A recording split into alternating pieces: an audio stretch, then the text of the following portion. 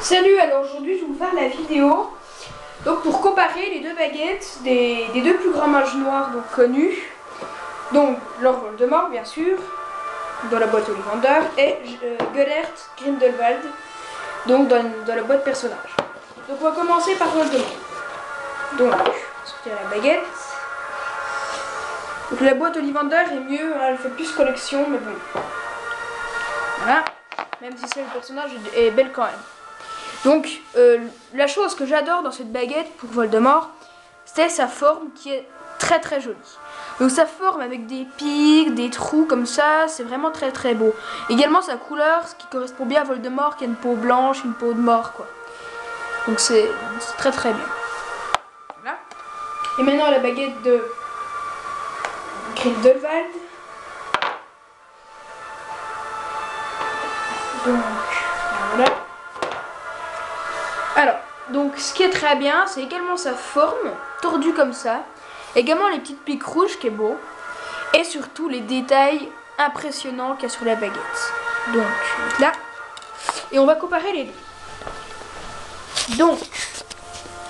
Alors, donc je vais les mettre à peu près à la même taille. Donc, pour un peu comparer.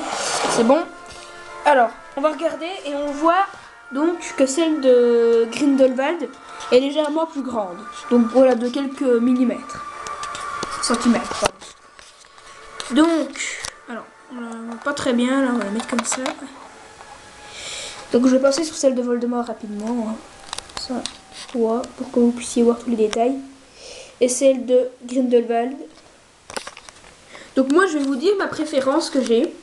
J'ai une petite préférence pour la baguette de Grindelwald.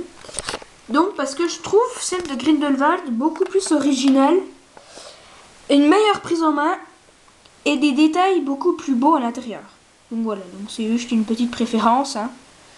Donc voilà. Donc dedans, en fait, on dirait qu'un peu comme si c'était un manteau et à l'intérieur il y a donc quelque chose quoi, enfin rien, comme si c'était une couverture qui recouvrait quelqu'un.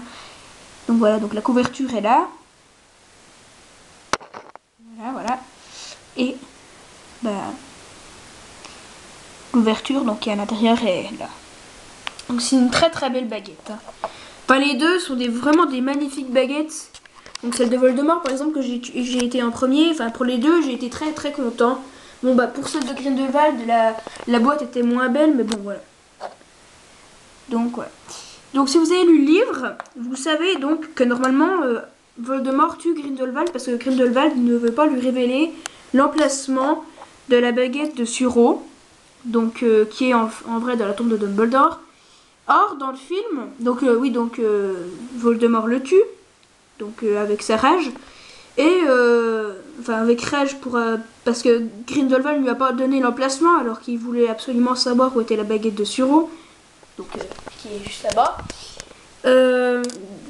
Or que dans le film en fait il le tue pas du tout. Il va juste même Grindelwald va lui faire un sourire et lui dire sans réfléchir où se trouve la baguette. Et donc Voldemort ne le tue pas. Donc j'espère qu'on le reverra dans la part 2. Donc ça serait très bien. Donc voilà.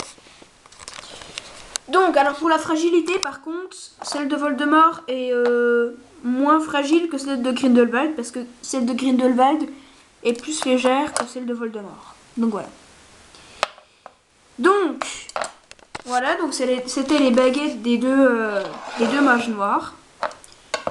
Donc des deux méchants, autrement dit, de la saga.